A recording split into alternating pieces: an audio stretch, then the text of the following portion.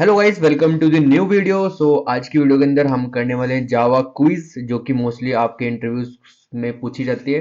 तो इसमें हम 10 क्वेश्चंस करेंगे और उसमें क्विज वाइज होंगे, मतलब आपके पास क्वेश्चन होगा, फिर उसमें 4 ऑप्शन होंगे। तो उन 4 ऑप्शन में से आपको एक क्वेश्चन को सिलेक्ट करना है, करेक्ट आंसर देने हैं, और आपको फिर जितना आपका स्कोर होगा उसको कमेंट में मेंशन करना है।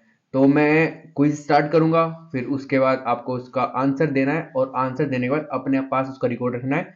एंड देन जब आप क्विज कंप्लीट हो जाएगी तो आपको आपका जो स्कोर आया होगा 10 में से, उसको आपको फिर कमेंट में देना है फिर आपको, ताकि आप चेक करेंगे कि किसका हाईएस्ट स्कोर रहा है इस क्विज के अंदर। तो ये हमने स्टार्ट करी सीरीज।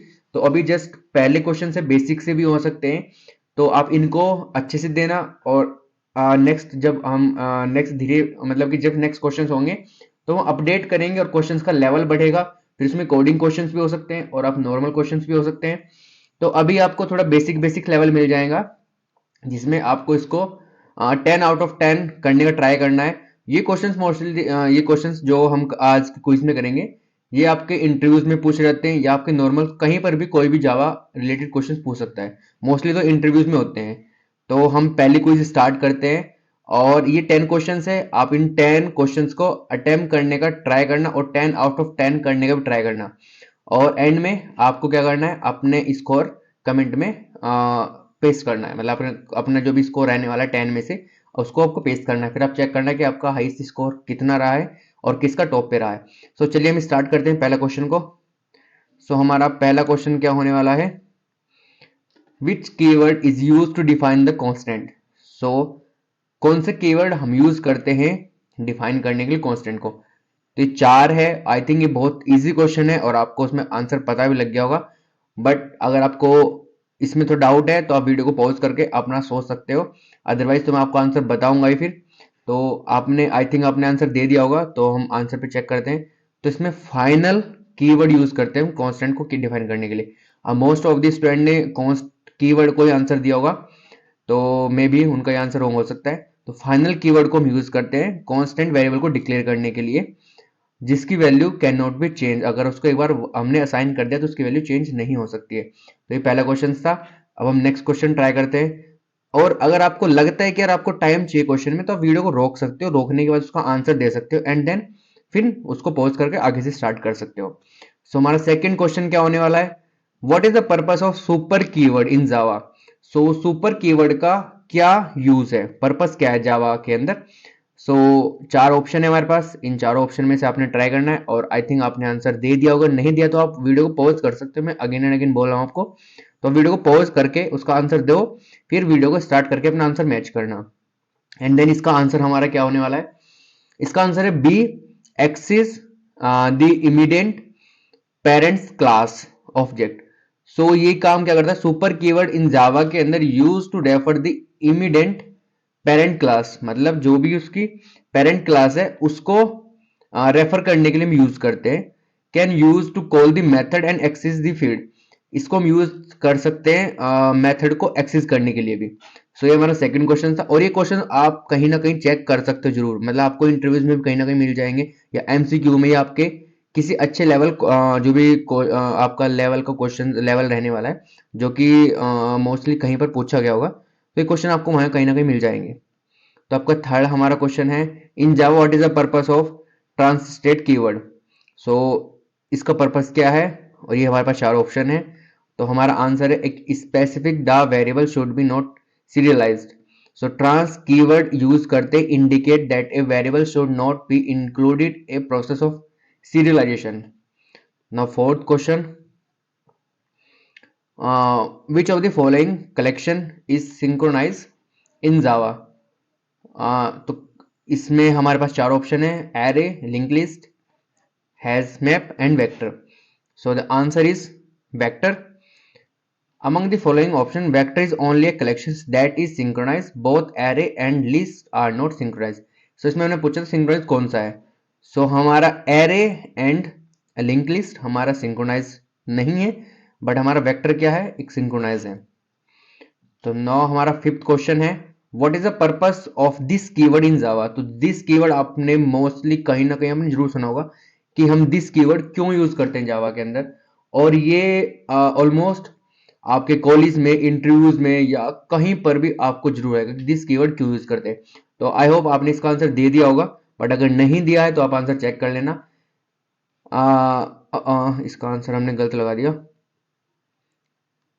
आई थिंक इसका दिस कीवर्ड, हाँ इसका आंसर ये गलत है, ये लास्ट वाले का ही आंसर आ गया।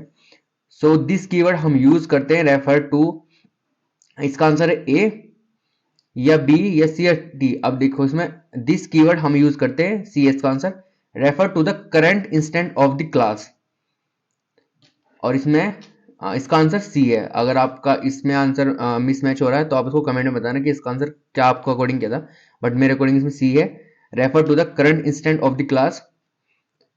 Now six question, what is the difference between the string and string buffer in Java.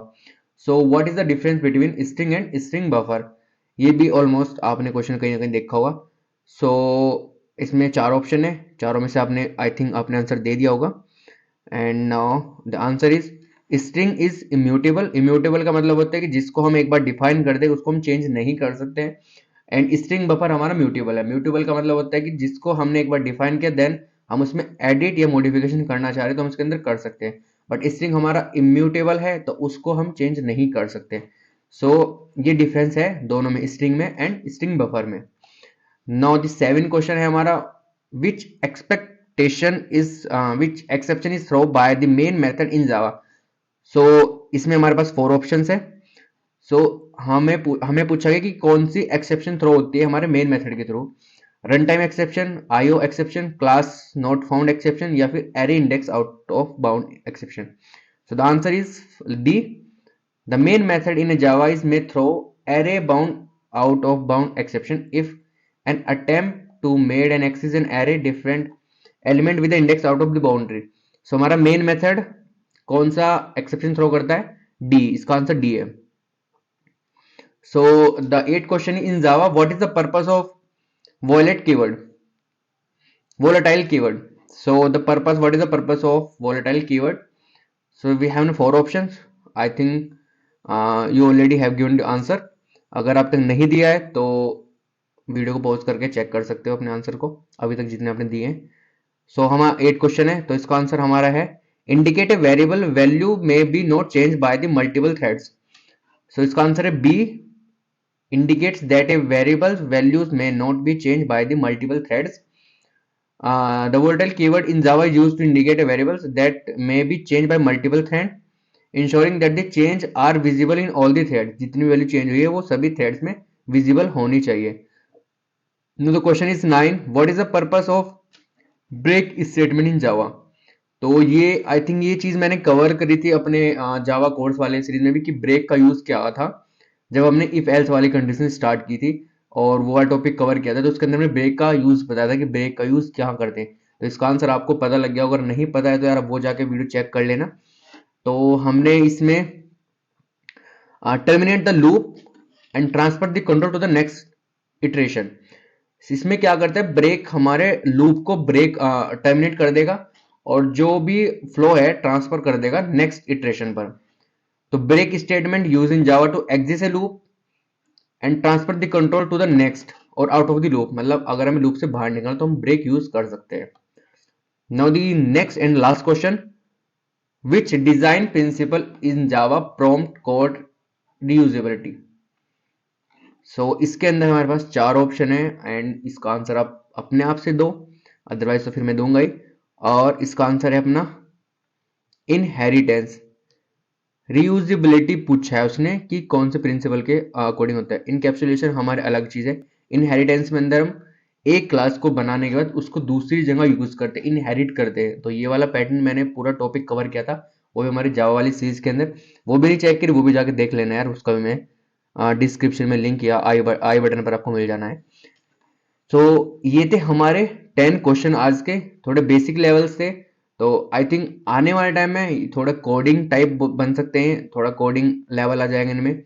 तो आई होप ये आपको क्वेश्चंस पसंद आए होंगे और आपने इनको अपना जितना भी आपको अभी तक समझ आया होगा आपने उसमें ट्राई किया होगा, और आपने जितना भी स्कोर होगा आप उसमें कमेंट में ऐड करना अपना स्कोर। फिर हम देखते हैं कि किसका हाईएस्ट स्कोर रहा है एंड देन फिर हम उसको नेक्स्ट जब वीडियो बनाएंगे उसमें मेंशन करेंगे कि इस बंदे का हाईएस्ट स्कोर रहा है अब तक की वीडियो के अंदर। So thank you for watching this video, have a good day.